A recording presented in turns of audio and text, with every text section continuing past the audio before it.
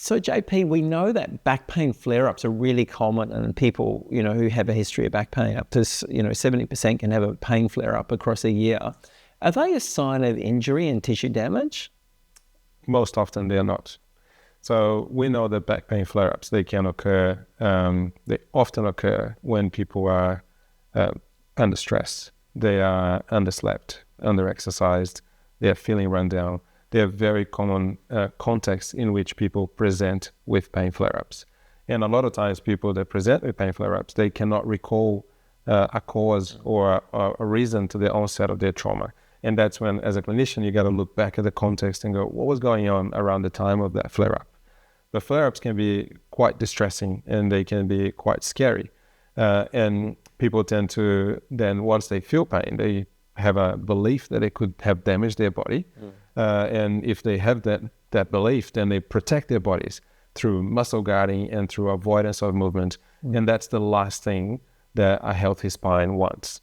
Now, it's important to remember that it is quite common to have flare-ups as well in physical, in certain physical conditions, such as if you're doing a very unaccustomed activity, if you're lifting something that is beyond your capacity, or if you had a trauma of some sort.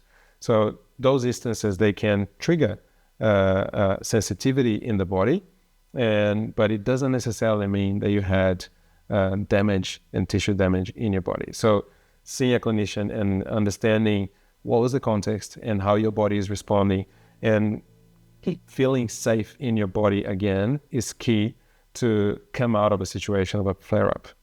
The other thing that we know is that flare-ups can be a really important learning opportunity for patients, particularly patients that have been going through care, have developed a new mindset and a new experience and behavior with their body, and then they have a flare-up and they often feel despondent and the old thinking tends to come back. My body is crumbling and my tissue is damaged and now I've done irreversible damage.